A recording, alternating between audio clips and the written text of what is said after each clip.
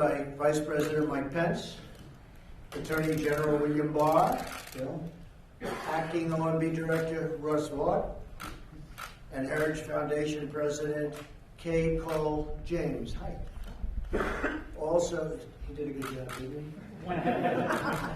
Also with us is Ed's terrific family, his wife of 61 years. Ursula, thank you. You're a long time. Good husband. At least for the first 30 years. Along with his children, grandchildren, and his great-grandson, Liam. I know you. He grabbed me. I said, I like this guy. Thank you for being here. Ed Meese was born into a deeply patriotic family committed to public service. His father worked in local government for 5 decades, including many years as police court clerk. His dad's stories, he had some incredible stories from what I was told. His stories of serving the people of Oakland inspired Ed's lifetime of passion, and his law enforcement career was unparalleled. After graduating from Yale in 1953, Ed attended the University of California at Berkeley Law School and served 2 years of active duty in the United States Army. He remained in the reserves for another 2.5 decades, retiring as a colonel in 1984. I didn't know that yet. That was pretty good, right? Ed married Ursula, the love of his life, in 1958, and they wanted me to say that, and he meant it. Truly, the love of his life. It's a beautiful thing. He then became Deputy District Attorney of Alameda County, California, the same county where he had grown up. He regularly rode with local police on patrol. One officer later said about Ed, finding someone around here who doesn't like Ed Meese is like trying to find a 4-year-old who doesn't like Santa Claus. In other words, he was a popular guy. When chaos and violence broke out on the campus of UC Berkeley, Ed was instrumental in restoring order, peace, and public safety. In 1966, still the Deputy District Attorney of his native county, Ed was introduced to Governor-elect Ronald Reagan for the first time. At the end of a 30-minute one-on-one meeting, the new governor offered Ed a job. He said, this guy has the potential to be great. Ed joined the administration as Legal Affairs Secretary and quickly earned Governor Reagan's trust. Just 2 years later, he became Chief of Staff. In that position, Ed worked tirelessly to serve the people of California. He helped negotiate the first major welfare reform in the nation, fought for the governor's legislative priority, and helped propel Ronald Reagan onto a national stage, and it was a stage that was a truly great one. He became a great president. After Governor Reagan narrowly lost the 1976 presidential primary campaign, Ed joined the faculty of San Diego University Law School, became the founding director of its Center for Criminal Justice Policy and Management. In 1980, Ed became a key leader in Ronald Reagan's presidential campaign, and Ed knew that was going to happen. It was just a question of time. After Reagan's victory that November, he oversaw the presidential transition. In the new administration, Ed was appointed counselor to the president and was the only White House staff member included in President Reagan's cabinet. In that position, he drove sweeping reforms of the executive branch and ensured the departments worked together to achieve the administration's goals. And he was a star. Ed was among President Reagan's closest advisors as the administration implemented tax cuts, a dramatic defense buildup, and a relentless campaign to defeat communism. Ed helped spearhead an initiative to fight organized crime and public corruption, supported a task force on victims of crime, and chaired the first White House meeting on missile defense that led to the Strategic Defense Initiative, a strategy that helped win the Cold War. In 1984, President Reagan nominated Ed Meese to be Attorney General. We have our Attorney General with us, and he's also doing a great job. I will tell you that.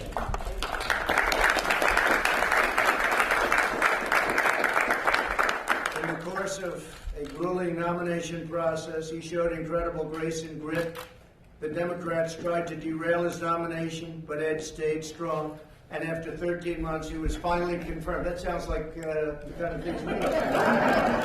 You know, if you win by one vote today, it's like considered a landslide. That sounds no different. Boy, things don't change very much, do they, Katie? I don't think so. Over the next 3 years, Ed would deliver a monumental change for the American people. As Attorney General, Ed led the battle against drugs. He aggressively targeted traffickers and their assets. He also chaired the National Drug Policy Board and coordinated the administration's response to the drug crisis.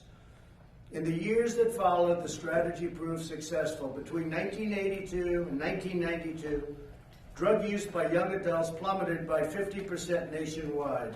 Would you like to make a comeback? That's a good one. We've got it down 18%. But I like 50% better. But we're dealing with a whole new set of drugs, unfortunately. It's a very tough situation. Perhaps Ed's greatest contribution to American law has been his unwavering advocacy for the legal principle that judges must adhere to the original meaning of the Constitution, setting aside their own personal and political views. Through the decades, Ed has been one of the most eloquent champions for following the Constitution as written, to ensure fidelity to our founding documents. Ed supported the growth of the Federalist Society and worked to confirm supremely qualified judges, including the late, great Supreme Court Justice Antonin Scalia, whose son just became the Secretary, you know that, Secretary of Labor.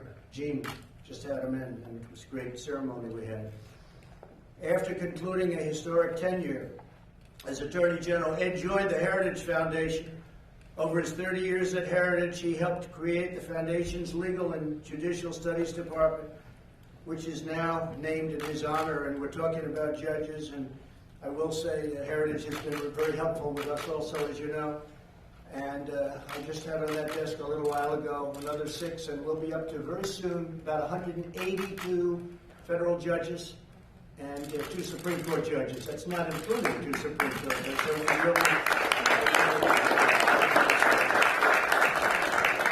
So it's a number that few people have been able to even come close to, so it's great. We appreciate all the work you've done, too. Ed has advocated for effective law enforcement against over-criminalization and is always in defense of the Constitution and the system of government designed by our founders.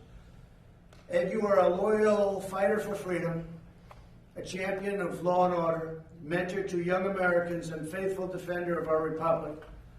You are an inspiration to liberty-loving citizens everywhere. You're just an inspiration, period.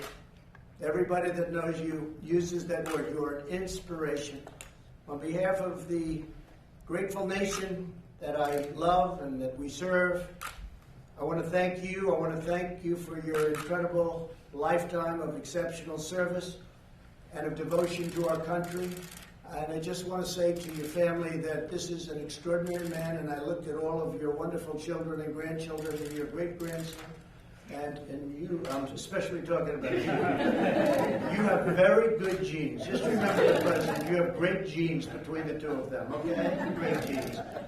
So it is now my honor to ask the military aide to come forward and present Edwin Meese III with the Presidential Medal of Freedom. Thank you.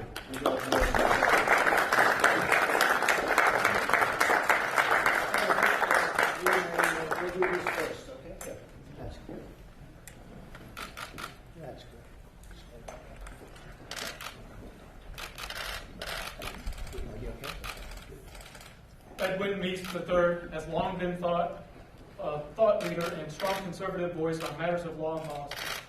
As counselor to President Ronald Reagan, Mr. Meese helped to craft a foreign policy strong enough to help end the Cold War and played a pivotal role in helping to secure historic tax cuts. As Attorney General, he promoted federalism and the original public understanding of our Constitution. Since leaving public service, Edwin Meese has continued to champion our nation's founding principles through his extensive work at the Heritage Foundation. The United States proudly honors Edwin Meese III, who has dedicated his life to serving our nation and protecting our liberties.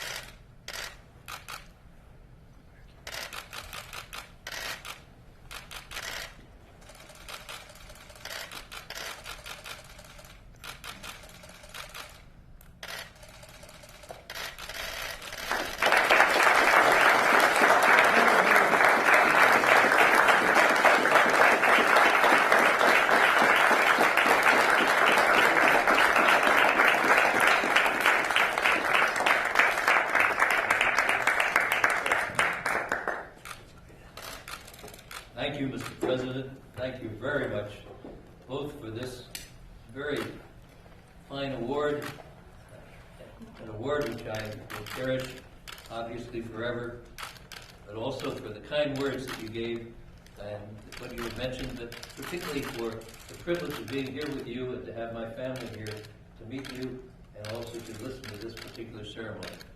It's just a great privilege that I appreciate very much and appreciate all that you've done to make us welcome here and, as I say, for those kind words. I'm also very grateful to the Vice President for being here. Mr. Vice President, you and I have been friends since the day you were in Congress here, not so many years ago, and it was great to have known you and followed your career also. And I think you and the President make one of the finest teams we've had in our country, and I'm very grateful, particularly to have this award coming from the two of you. Thank you. Also,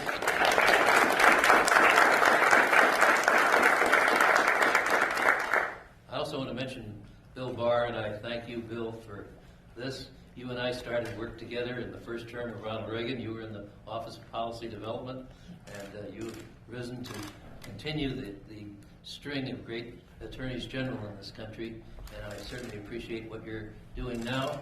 I must say, from my own experience, I understand what you're going through. So it's even better to wish you well in the fine work you're doing.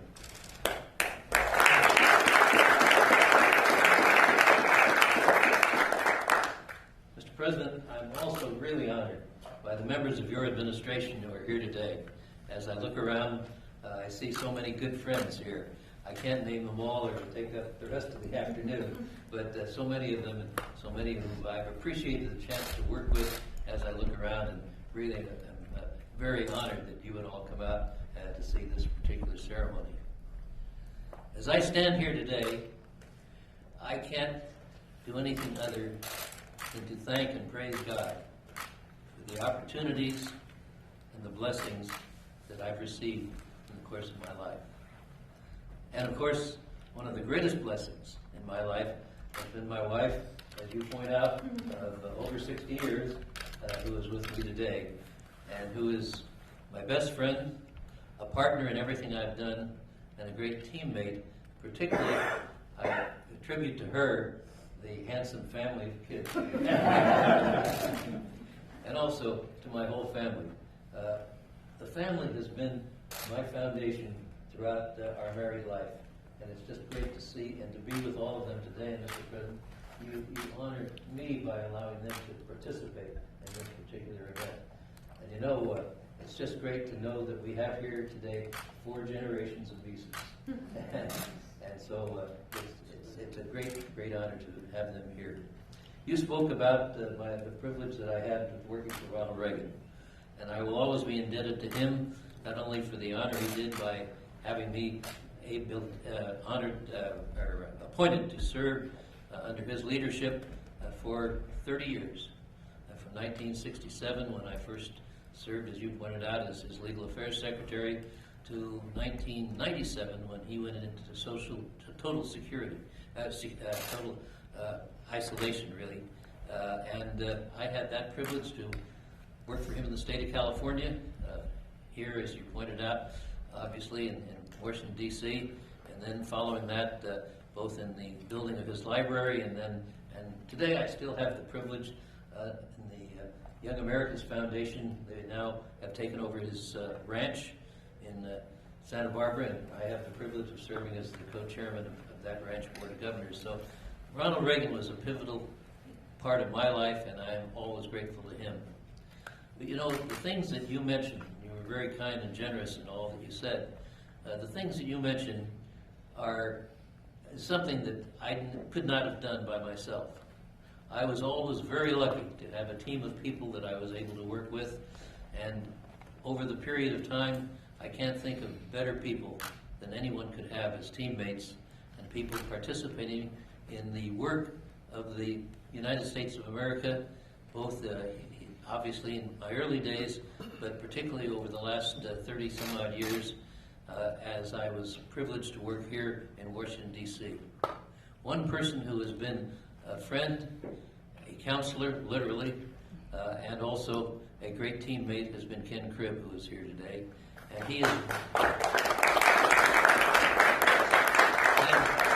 has always been there by my side and giving me excellent advice and help, and as they say today, always having my back, and I'm very grateful, Ken. Another person who was with me and who will join me in the Department of Justice, two people actually that are here today that I want to mention. One is Mark Levin. This was before he became famous.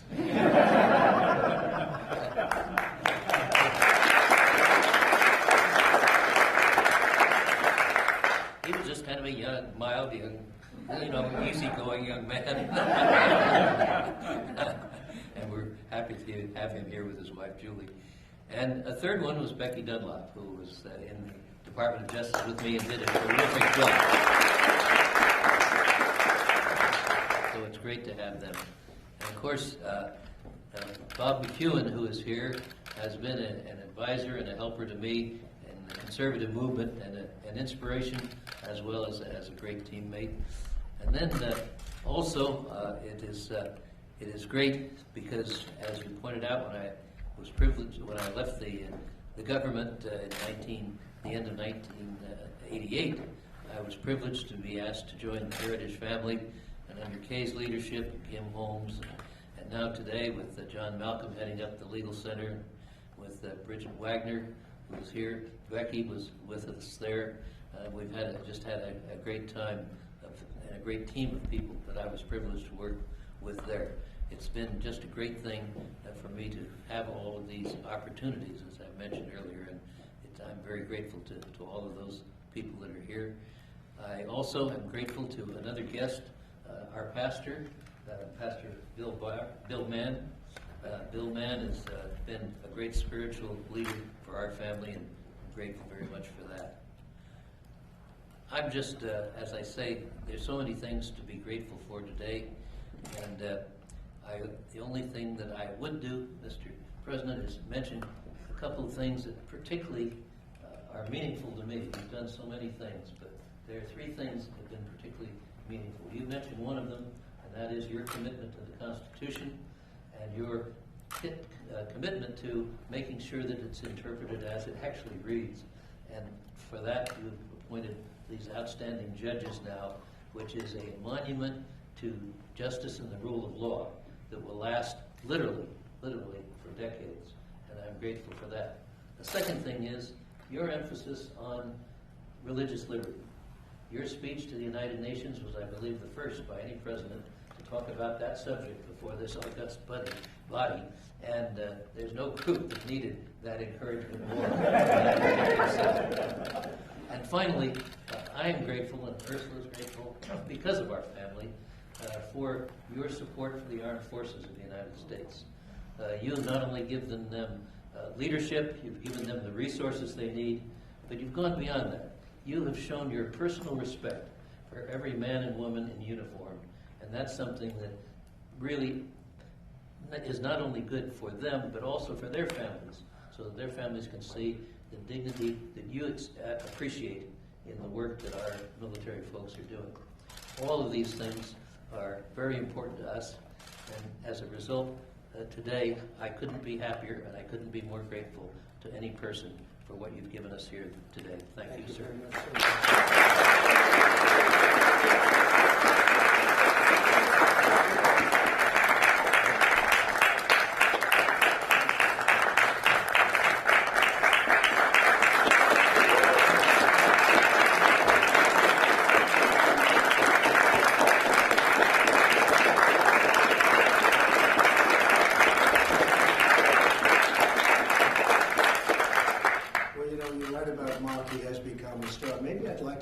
Say a few words, and the Attorney General say a few words, and our Vice President say a few words. Could we do that?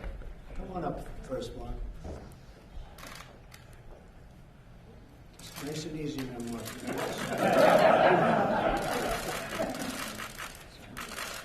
Well, it's a great honor to be here with two great men, President Trump and Attorney General Meese. It was an honor to work for you, as Special Assistant and Chief of Staff, through the good, the bad and the ugly. And you accomplished many, many things as Attorney General of the United States. And you've always been wonderful to my family, you and Ursula, your family to us, and you always will. And this is a great honor, and I can't think of a better person to receive it. And Mr. President, I want to thank you. I want to thank you for everything you're doing for this country. I've known two great presidents, Ronald Reagan and you. And I'm sorry you're going through what you're going through, but I want you to know there's tens of millions of people who stand with you. So God bless you.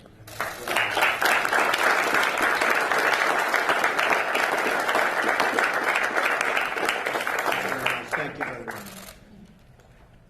Yeah. Mike? Thank you, Mr. President, and it really is my great honor to serve alongside this president and to be able to share this moment with you, Attorney General Meese, and with your wonderful family.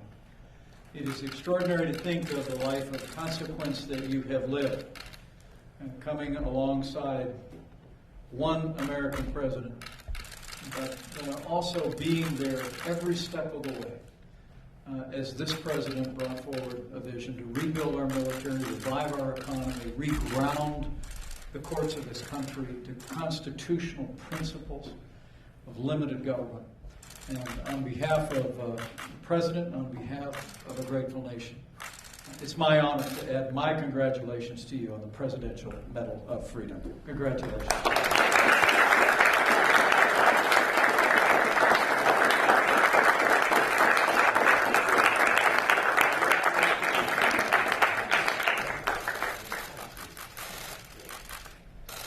Thank you very much, everybody.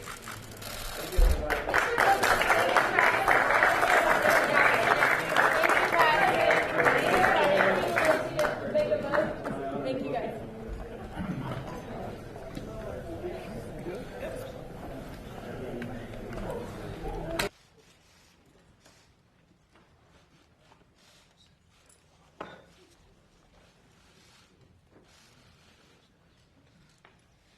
Thank you very much. And I want to thank everybody for being here. This is a very special event today. It's